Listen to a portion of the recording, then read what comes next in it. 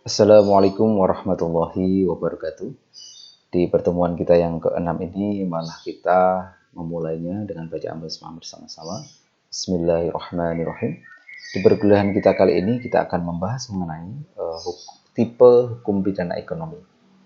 Sebelum kita membahas mengenai tipe hukum pidana ekonomi, terlebih dahulu kita harus mengetahui bahwasannya kita perlu memahami berkaitan dengan kriteria dan juga tolak ukur dalam penentuan tindak pidana ekonomi. Karena ada hal yang memang sangat penting sekali dalam permasalahan tolak ukur ataupun kriteria ini.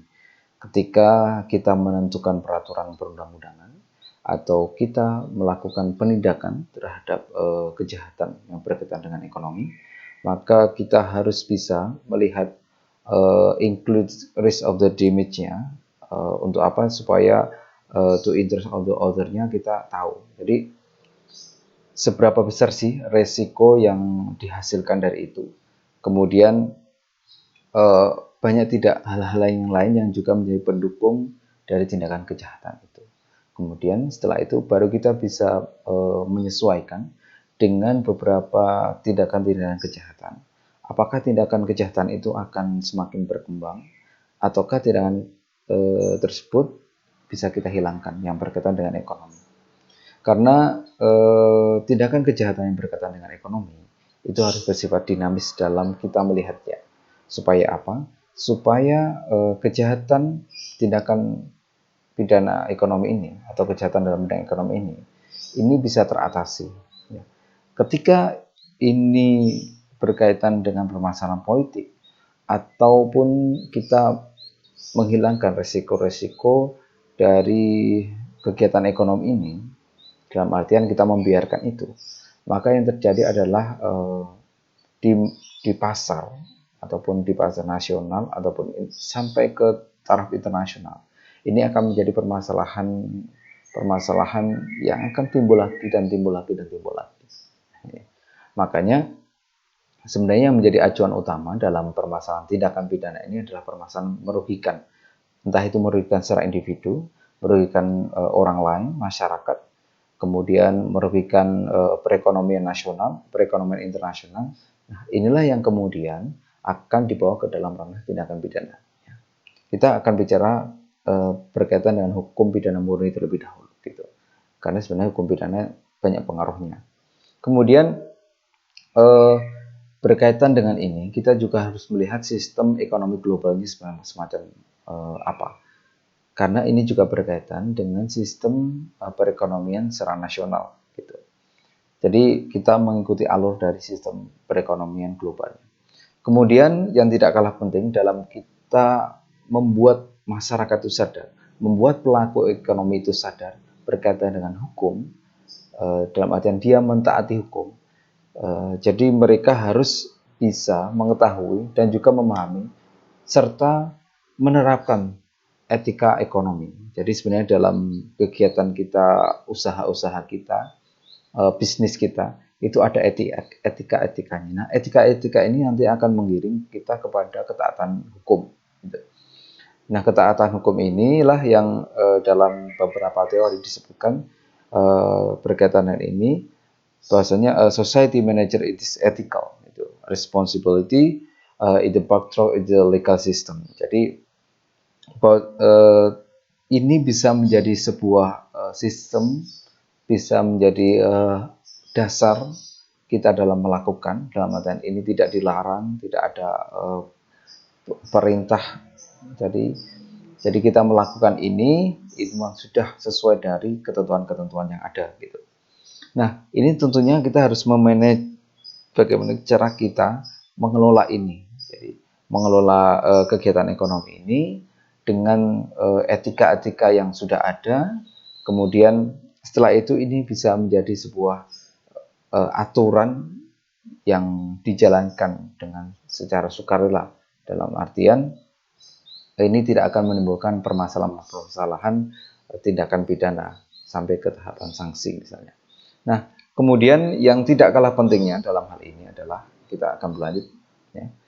Yang tidak kalah pentingnya adalah dalam hal kita memandang hukum itu seperti apa. Jadi bagaimana caranya hukum ini menjadi sebuah legitimasi kita dalam melakukan tindakan ekonomi. Jangan sampai ketika kita melakukan ekonomi, kita mendasari itu atas dasar misalnya kepentingan kita sendiri, atas dasar politik gitu. Yang terjadi adalah apa ketika kita melakukan ini? Yang terjadi kita banyak melakukan hal-hal yang dilarang oleh aturan, oleh perundang-undangan, oleh hukum. Gitu. Konsekuensinya apa? Ya pasti teman-teman tahu sendiri, konsekuensinya adalah kita akan mendapatkan sanksi dari itu. Nah, inilah yang yang banyak menjadi permasalahan atau menjadi tantangan berkaitan dengan orang yang sebagai pelaku ekonomi gitu ya, tidak menjadikan hukum sebagai acuannya. Jadi karena dia lebih memfokuskan kepada permasalahan keuntungan, kemudian dia mengesampingkan permasalahan yang berhubungan dengan etika, berhubungan dengan aturan-aturan ataupun perundang-undangan. Padahal itu sudah diatur. Itu yang sangat penting sekali. Nah, pemerintah juga harus bisa melihat itu, bisa merespon itu dengan misalnya melakukan tindakan ataupun membuat peraturan baru. Akan tetapi jangan sampai ini dimasuki oleh politik, gitu ya. Jangan sampai dimasuki oleh politik. Makanya permasalahan political state power ini sangat penting untuk kita kaji sebenarnya. Sebenarnya ini menjadi pembahasan tersendiri ya. Jadi dalam politik hukum ini menjadi pembahasan tersendiri karena kekuasaan negara itu memang sangat kuat gitu, sangat kuat dalam mempengaruhi segala macam aspek atau segala macam bidang, termasuk dalam hal ekonomi gitu. Kemudian kita juga harus melihat di sini permasalahan sistem transnasionalnya itu semacam apa. Bahasanya berkaitan dengan ini, the system of the legalistic ini berpengaruh tidak ke dalam sistem transnasional transinternasional gitu. Jangan sampai kita tidak memahami permasalahan sistem transnasional, kemudian masalah-masalah yang di bawah juga harus kita ketahui juga gitu. Supaya apa? Supaya kita bisa lebih mudah dalam hal menjalankan kegiatan ekonomi. Pengaruhnya sebenarnya semacam apa sih? Ataupun faktor-faktornya yang mempengaruhi sistem transnasional itu apa sih? Yaitu adalah campur tangan dari pemerintah. Campur tangan dari pemerintah ini kita harapkan adalah campur tangan yang lebih menguntungkan para pelaku usaha. Dalam artian ini tentunya harus sesuai dengan etika ekonomi juga gitu. Etika dalam melakukan kegiatan ekonomi. Jangan sampai ini kemudian regulasi dari pemerintah itu justru merugikan kegiatan ekonomi. Misalnya ada permasalahan omnibus law ini ya. Ini bagaimana kita melihat permasalahan omnibus law misalnya berkaitan dengan undang-undang cipta kerja ataupun perpajakan, farmasi dan lain-lain itu kita bisa memahami itu.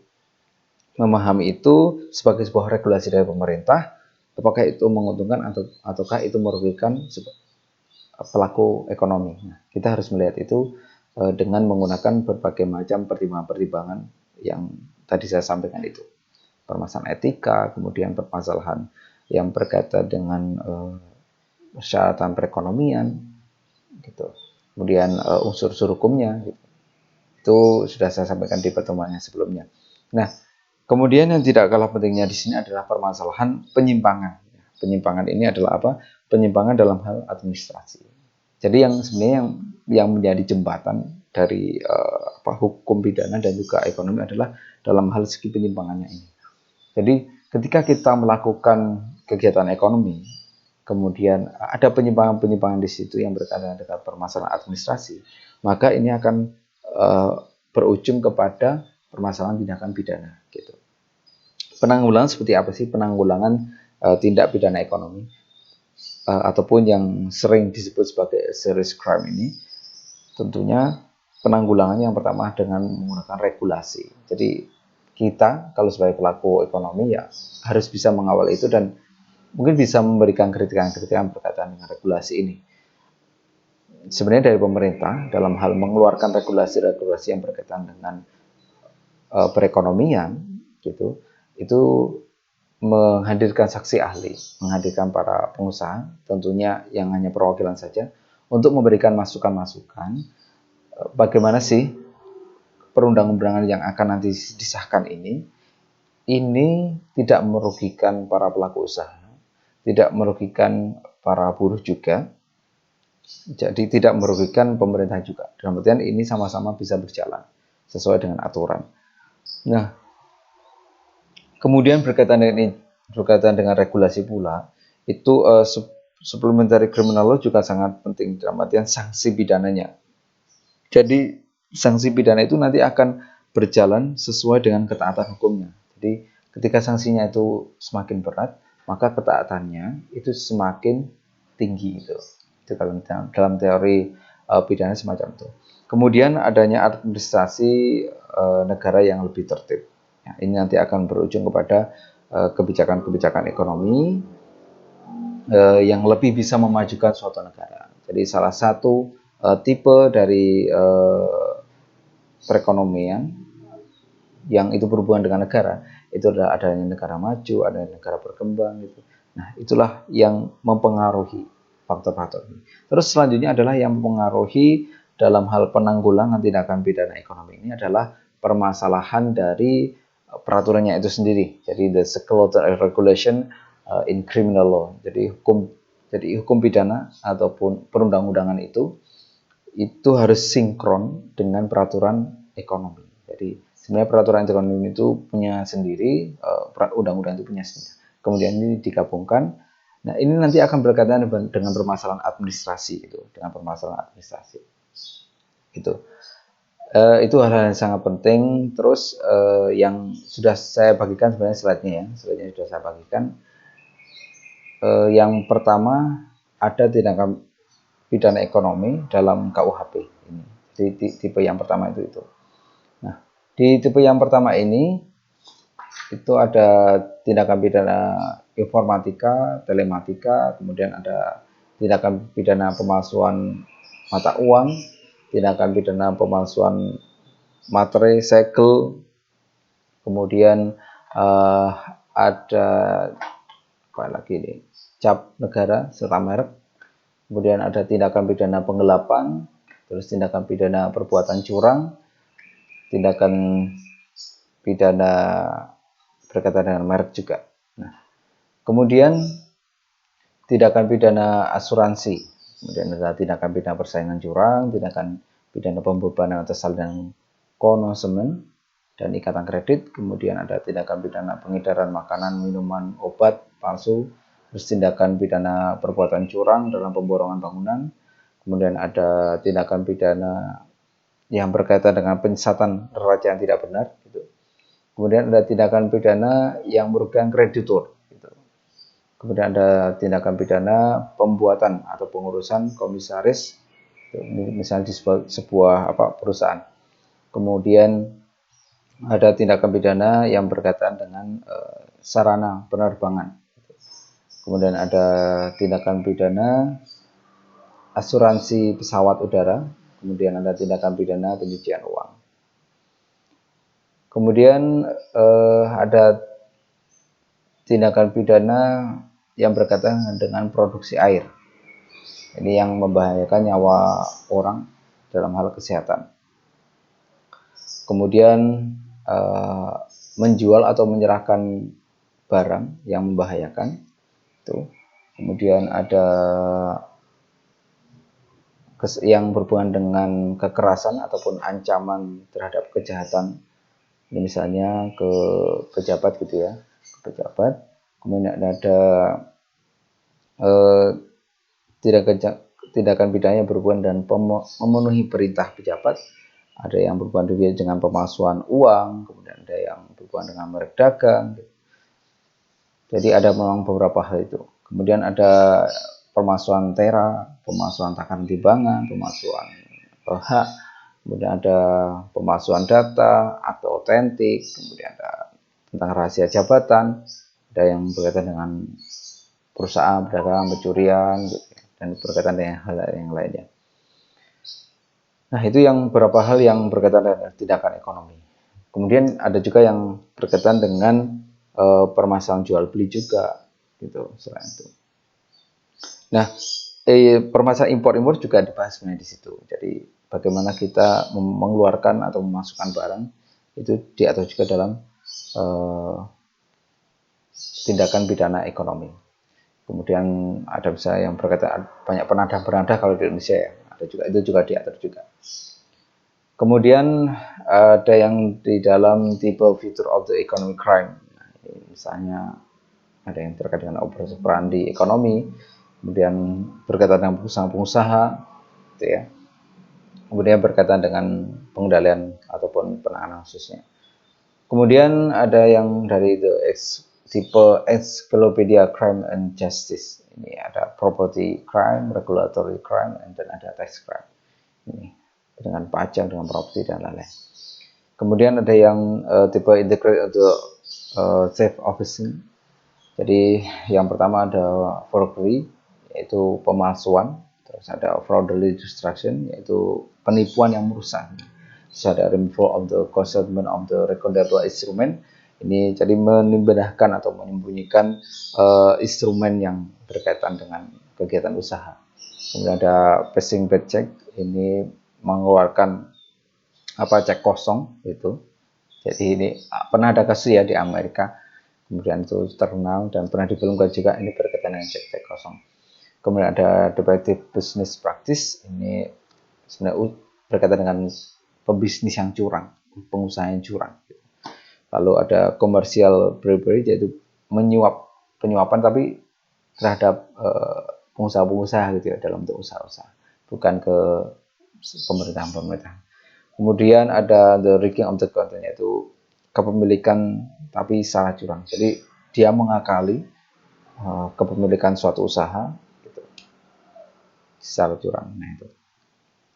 Kemudian ada yang menggunakan kartu kredit curian, ada penipuan kreditur, ada penyertaan bangkrut, gitu. Terus ada perolehan deposito, penyalahgunaan aset, terus melindungi dokumen dari penyitaan dan lain-lain. Kemudian ada yang tipe ekonomi murah, itu peraturan yang menyambut urusan pasar, ada kompetensi, peraturan fiskal, tentang korupsi, suap menyuap. Gitu. Jadi ada, makanya dulu yang kasus Jiwasraya itu kan masuk ke dalam itu. Nah, kemudian ada tipe tindak pidana ekonomi berdasarkan motivasi. Jadi dalam teori hukum pidana itu motivasi itu menjadi sangat penting sekali. Jadi apa motivasi utama, apa niatan utama seorang untuk melakukan tindakan kejahatan itu? Niatannya apa? Apa karena dia tidak tahu atau sengaja atau sudah direncanakan atau memiliki rencana tertentu, itu sangat penting. Gitu. Kemudian semacam itu sudah saya kasihkan materinya. Nanti kalau ada pertanyaan silakan teman-teman. Yang pastinya dalam kita melihat hukum pidana ekonomi ini, tipe-tipe ini menjadi sangat penting sekali dalam kita merespon kegiatan ekonomi. Karena apa? Karena permasalahan ekonomi ini tidak bisa kita lihat secara tidak dinamis, tapi kita harus melihat secara dinamis. Ketika kita bisa melihat itu secara dinamis, maka kita bisa memberikan aturan-aturan baru yang itu menguntungkan para pengusaha, dan itu bisa memberikan kenyamanan serta keamanan dalam orang melakukan tindakan perekonomian atau melakukan kegiatan ekonomi. Sekian dulu kuliah kita. Jika ada pertanyaan silahkan bisa langsung ke WhatsApp group atau langsung di YouTube ini. Wassalamualaikum warahmatullahi wabarakatuh.